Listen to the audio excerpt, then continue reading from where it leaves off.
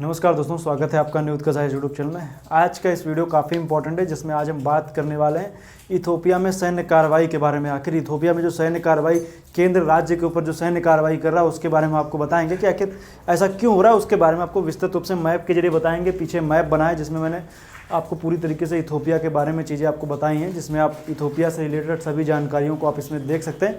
तो चूंकि मैं पहले कई बार मैं आपसे कह चुका हूं कि किसी भी देश को पढ़ने से पहले उसके भौगोलिक स्थिति को जानिए कि आखिर वो पड़ता कहाँ है।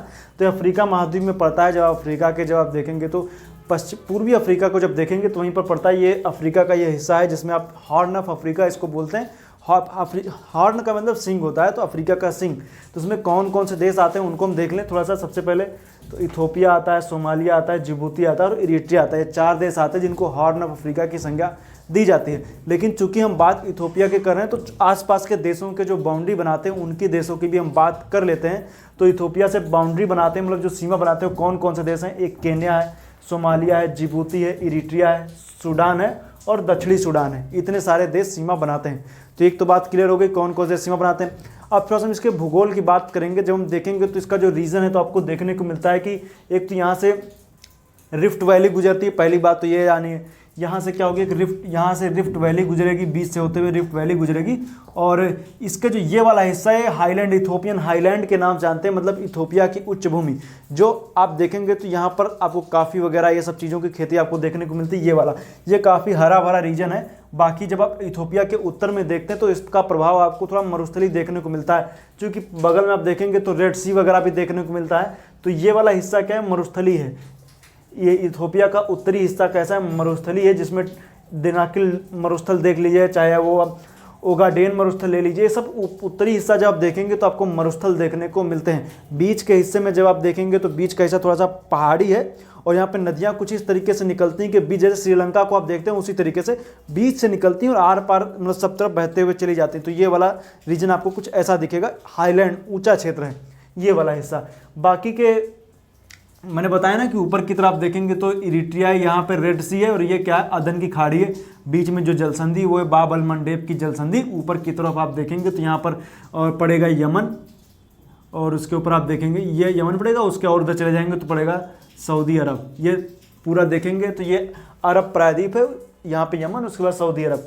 खैर आइए बात करते हैं इथोपिया में जो इस समय विवाद चल रहा है उसके बारे में देखेंगे। तो इथोपिया में जब आप देखेंगे तो आपको देखने को मिलता है, जैसे यहाँ पर आप देखिए तो केंद्र सरकार और राज्य सरकार होती है, बिल्कुल उसी तरीके से वहाँ भी है। यहाँ पर जैसे केंद्र की अपनी आप देखेंगे तो उनके पास अपनी शक्तियाँ होती हैं, अपनी पुलिस वगैरह होती है, राज्यों के पास भी होती है। तो बिल्कुल सेम उसी तरीके से हम देखेंगे, लेकिन यहाँ पर राज्यों को थोड़ा ज़्यादा पावर वगैरह दे रखी गई है। तो यही उसी को लेकर के इथोपिया का जब उत्तरी हिस्सा देखते हैं तो आपको दिखता है टिग्रे रीजन। टिग्रे एक यहाँ का प्रांत है, टिग्रे प्रांत। तो टिग्रे प्रांत को जब आप देखेंगे तो यहाँ पर हुआ यही है कि इस पर क्या हो रहा है, इस पर सैन्य कार्रवाई की जा रही है। अबीन अहमद जो यहाँ के जो राष्ट्रपति, उन्होंने क्या किया, आप तो इनके बारे में थोड़ा समझते हैं कि आखिर चल क्या रहा है।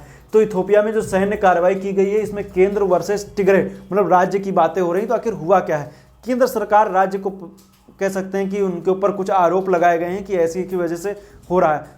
वास्तविक कारण राजनीतिक भी हो सकते हैं, लेकिन उस संदर्भ में हम नहीं देखेंगे। लेकिन आखिर मेन कारण यही है कि उसको देखते हैं कि आखिर टिग्रे के लोकल में क्या हुआ कि टिग्रे में एक चुनाव कराया गया, जिसको केंद्र सरकार ने क्या बोल दिया, उसमें अपनी असहमति जताई और बोला कि ये चुनाव अवैध है।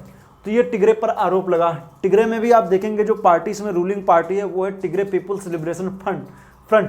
तो ये क्या क्या इन्होंने, इनके ऊपर एक और आरोप लगा कि इन्होंने क्या किया है कि जो यहाँ की जो सैनिक है, मतलब कि जो इनके राज्य के जो मतलब स्टेट के टिग्रे की जो आर्मी है, उन्होंने क्या किया है कि जो केंद्र की सैन्य सामग्री उसको चुराने का आरोप लगा कि उन्होंने जो सैन्य सामग्री वगैरह क्या क्या चुरा लिया है। और उनके ऊपर कई सारी जगहों पर यह भी आरोप लगे कि उन्होंने जो केंद्र की मिलिट्री के जो बेसिक हैं, मतलब जो बेस हैं, उन पर अटैक किया है। और भी कई सारे के मतलब कई सारे गाँव में अटैक करना और ये सब कई सारे आर्मी क्लैश देखने को मिल रहा है। तो आखिर ये क्यों मिल रहा है, तो इनके ऊपर आरोप लग रहे थे, केंद्र द्वारा इनके ऊपर आरोप लगाए जा रहे थे और इनके ऊपर सैन्य सामग्री चुराने का भी आरोप लगा। तो इस वजह से क्या क्या केंद्र द्वारा टिग्रे नेतृत्व को हटाने का संकल्प लिया गया कि केंद्र सरकार क्या करेगी, टिग्रे को अवैध घोषित करते हुए उनके ऊपर आरोप लगाया कि इसको हटाया जाएगा कैसे भी करके। तो इनको अवैध मानते हैं, टिग्रे का जो नेतृत्व है इनको बोला गया कि अवैध मानते हैं।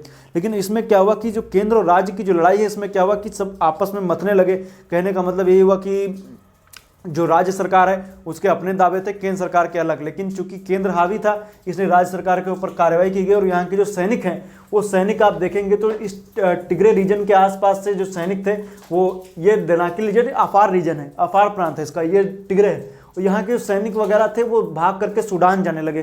तो कई सारी आप देखें अंतर्राष्ट्रीय स्तर पर कई सारे शांति मतलब कि देखें संस्थाएं हैं जो क्या करती हैं कि कैंप वगैरह लगा करके तो यहाँ से भागे हुए सैनिकों की, मतलब जो टिग्रे रीजन के जो सैनिक थे वो भाग करके सूडान में शरण लेने लगे।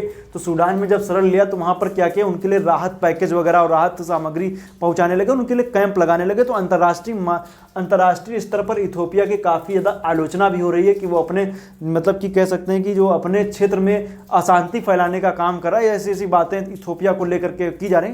लेकिन अभी पिछले वर्ष ही देखें तो इथोपिया के जो यहाँ के जो प्राइम मिनिस्टर या कहें कि जो मतलब उनको एक प्रकार से कह दें तो अबी अहमद को क्या दिया गया था कि वो उनको अभी हाल ही में आप देखें तो पिछले साल उनको शांति का नोबेल पुरस्कार इरिट्रिया को लेकर के जो विवाद की स्थिति चल रही थी इसलिए दिया गया था। अब इथोपिया की बात करें तो इथोपिया के आसपास क्षेत्र में देखें तो अभी और भी इसकी बॉर्डर इरिट्रिया से भी लगती है। और अभी इससे पहले मैंने कुछ टाइम पहले वीडियो बनाया था जिसमें मैंने बताया था कि ग्रेट इथोपियन रेनेसा बांध को लेकर के मतलब कि मिस्र और सूडान से इथोपिया की कह सकते थे कि विवाद चल रहा था। तो आखिर विवाद ये यहाँ पर ये था कि ये जाने टाना झील है, टाना झील से नीली नील नदी निकलती है और इस तरफ आती है सफ़ेद नील नदी, दोनों आपस में मिलती हैं खार्तूम में। और यहीं पर क्या होता है कि इन्होंने क्या किया था, अपने बिल्कुल बॉर्डर लाइन पे इथोपिया ने एक बांध बना दिया। तो इससे सूडान और इथोपिया में काफ़ी ज़्यादा विवाद चल रहा था इथोपिया से कि वो बांध बना देंगे तो ये वाला क्षेत्र क्या होगा, सूखाग्रस्त हो जाएगा।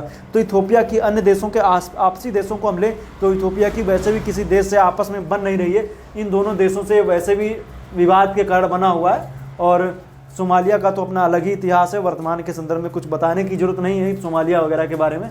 तो फिलहाल आज के लिए इस वीडियो में इतना ही। उम्मीद करता हूँ आप टिग्रे रीजन के बारे में भी समझे, देनाकिल रीजन, ओगोडेन मरुस्थल, बीच में इथोपियन हाईलैंड और ये रिफ्ट वैली वगैरह, इन सब बातों को मैंने बताया आपको। बाउंड्री लाइन भी आप याद रखिए और बाब अल मंडेब की जल संधि वगैरह हो गई तो इसको समझिएगा। फिलहाल आज के लिए इस वीडियो में इतना ही। उम्मीद करता हूँ वीडियो आपको अच्छा लगा। वीडियो देखने के लिए पुनः एक बार आपका बहुत बहुत धन्यवाद।